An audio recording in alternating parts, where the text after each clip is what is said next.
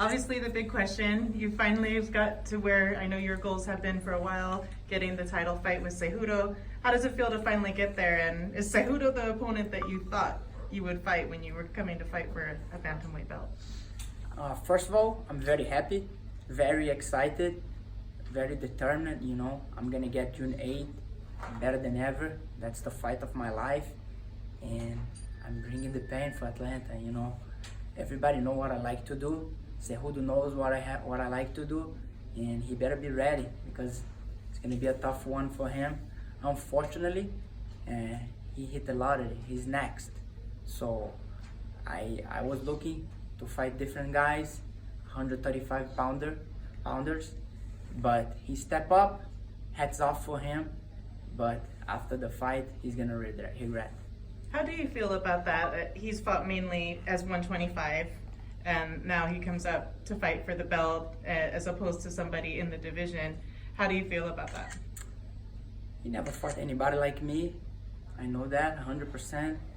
And he's a tough guy, you know. He likes challenges. He wanna be a hero. He wants to be one of the best ever. But between be the best ever and him, that's me, Marlon. And I don't think it's gonna be an easy way for him. Is there any part of you that's disappointed that you don't get to face TJ Dillashaw? Yes, it does. He was the champion, you know. He defended a couple times. He's one of the best in the world, I think. I don't care if he says what happened to him. Skills-wise, he's a very good fighter. His skills nobody can say nothing about. And one day we're gonna meet. What brings you to Las Vegas for this camp? I came to Las Vegas to do a couple tests and take advantage of the UFC PI. That's such a huge structure they have for us. And I'm here. I'm very well treated here. They're doing the best for me. I'm very happy. I'm very happy with the UFC, and I can't wait to go back home and blood, sweat, and tear training camp. Get back to see you all and fight week, and you guys gonna see what you guys never see before. What did you think about TJ giving up the belt so easy? I think a lot of fighters, when something like that happens, they want to hold on to the belt, you know, until all the things get worked out with USADA and everything. Did you guys appreciate that he relinquished the belt and freed it up for you guys to be able to fight for? No fucking way. That's his move, you know? And that's the part I don't like it about the whole situation. He's trying to trick the fans and tell everybody that he did this because he's a great guy. He wants to see the division flowing. Of course not. He's away forever. He never say yes to fight me. And he's just tricking the fans. But I think everybody saw that.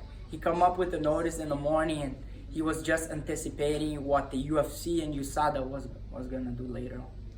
And a lot of times it feels like fighters always hear things behind the scenes that we in the media never get to hear. Are fighters talking about TJ? I mean, are they thinking that something's going on that we haven't heard about? A lot of haters, you know. A lot of people hate the guy. The guy's one of the best ever. Everybody keeps saying, oh, he cheats, he's this, he's that. The guy's good, man. You can take whatever you want if you don't go on the cage and do what you have to do, fight, do what this guy does, like wrestle, kickboxing. He's good everywhere. So people hate the fact that he's a champion, he's a good champion, and everybody keeps saying, oh, this is just because he got caught, oh, he cheats, that. Then cheat and win the championship, and I will see if that's easy, you know. What are your thoughts on the fact Henry said, I'm going to be the guy that's carrying the flyweight division, I'm going to put it on my shoulder, but then he still goes ahead and now is jumping up to 135. What are your thoughts on that? Bullshit. It's all, Henry had such a big ego, you know, everybody around him knows that. He likes everything for him, and he wants to be two division champion. He's not fighting for 25-pounder division. He's fighting for himself. We fight to ourselves, you know. But he's just not saying. He's just trying to be the good guy, but he's not. How did the World Series of Fighting, when you look back on your experiences there, how did it prepare you for where you are now? Man, the World Series of Fighting was a gift from God to me, you know. Made me a lot of money and made me who I am now, a good fighter, well-rounded, and I got the experience. I went backstage, I seen everything I see in the UFC. I had tough fights, I was put in bad spots. I was built. I was getting built to get here to the UFC, and since I first signed with the UFC, I said I'm here to be a champion. I'm here to fight with the best, and this is what I'm doing. Did you feel anything when you came over to the UFC? Because a lot of other organizations, they don't seem to be, as highly thought of as the UFC. And then did you experience anybody looking at you? Maybe you have to prove yourself. Yeah, all my road in the World Series of Fighting, I heard that. Oh, he's good, he's a champion, but he's not in the UFC. And now I'm here. I fought every guy I fought was a top 8 fighter, and I beat all of them. I knock out 3 guys. I drop all the fighters. So I'm on the level, and I prove it. And it's just a matter of time that I show that the World Series of Fighting champion, now it's going to be the UFC champion. Marlon, what brought you to Vegas? Why are you here? I'm here with Brazilian TV, and we are doing tasks for UFC with the UFC PI. And I'm making sure I get the best preparation for this fight. That's the best fight of my life and the most important. So are you having part of your camp out here, or you just came for like a quick? I have training partner here, Paul. He's a very good fighter, and he's here. We spar here, we train here. I meet with guys here that I know, and I'm training. That's 10 weeks for my fight, and I want to make sure that I'll get there the best Marlon you guys ever see. You won't be here the full 10 weeks though, will you? No, I'm leaving today. Yeah. And I want to go back home, back to New Jersey, back to Ricardo Almeida, Mark, Frank, Edgar, Anderson. I'm gonna be with all my coaches, the guys I'm with 8 years, and that's the guys that they all trust me. They put a lot of work on me. If I'm here now, it's because of them. A lot of guys, when they're going into a title fight, they renegotiate their deal. They get a new contract. Did that happen for you? Did you want a new deal? I'm not worried at all about that now. I know the UFC recognized. A lot of people talk, oh, heavyweights finish fights. That's that and that. But man, I finish fight. I don't go in there to outpoint anybody, and I'm different. They know I'm different. They know what I bring to the promotion, and I'm always game. I'm always saying yes to fights. I'm there to fight. They want to have a champion like me. They know this division is not gonna stop. I'm gonna be a good champion. I can't promise I'm gonna always win, but I'm always gonna show up. And so, are you going into this fight on the very first UFC contract you ever signed? Are you still on that first deal? Yeah, I'm still but I'm very, very excited for what's coming, and you guys gonna have very good news soon. Okay. Where is this? It seems like you and Henry don't like each other. Where did it come from? Because it just seems like you two really wouldn't have crossed paths much. Yeah. It's like that. I just don't like the guy, Like sometimes some people you look and you don't like. I don't like him. I don't like his attitude. I don't like how he talks. I don't like how he acts.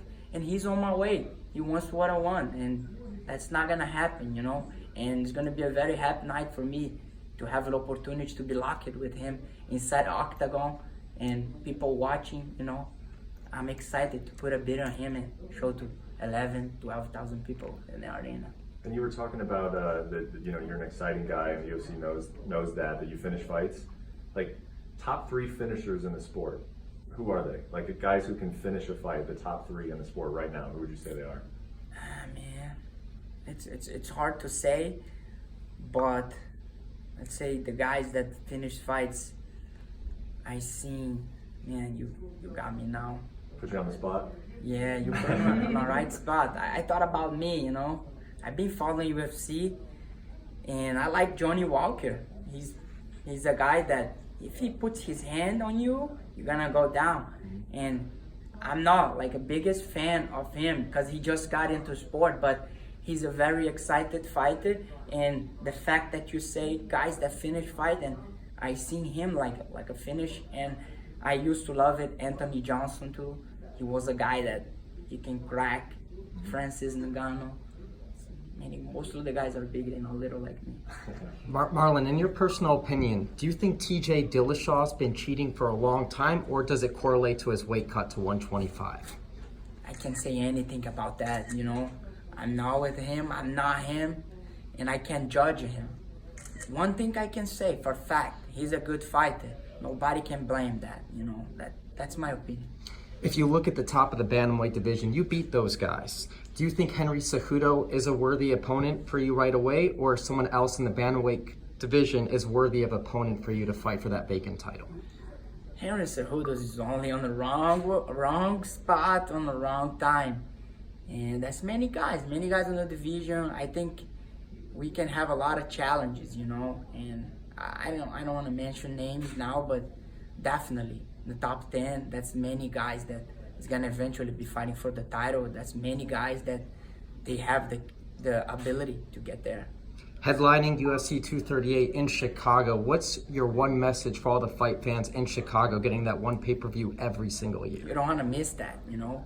You guys gonna go, you guys gonna watch a guy that wants to hold the other one, and the other one that's coming to take his head off, knock him out, hurt him.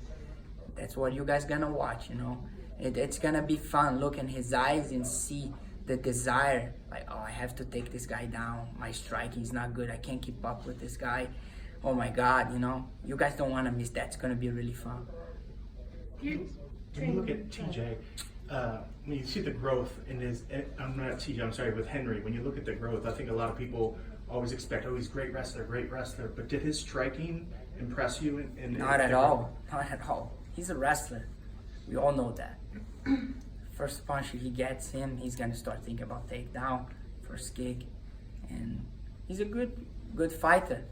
He's an excellent wrestler, but striking wise, he's not on my level. So if he thinks he wants to stand and bang, it would be a mistake on his part. Definitely, he's not ready for that. You've trained with Frankie Edgar for quite some time, and what's it like working with that kind of caliber athlete and somebody who's been in the biggest stage of his, UFC career, having won belts and all? Like, what's it like to work under somebody like that and to work with them every day? Man, I'm honest. If not for Frankie Edgar, I don't know if I was gonna be here today, you know. He's such a model for me. I always look up to him. I seen a lot of champions, and when I saw him for the first time, I said, man, I wanna be a champion. This guy is a good model of a champion. And being in the gym with him is just amazing. He's one of the best fighters I ever been with.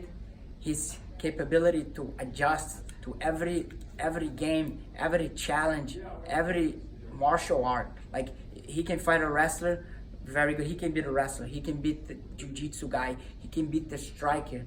He's a well-rounded MMA fighter, and since I see him, I want to be like him, and I learn a lot from him, and I want to keep learning and just be a little bit of his.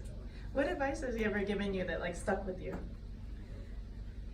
He always told me I could go wherever I want, you know. I just have to believe in myself and no hesitation, you know. Just go, you know, believe yourself. You can do whatever you want and just go. Don't think, just go.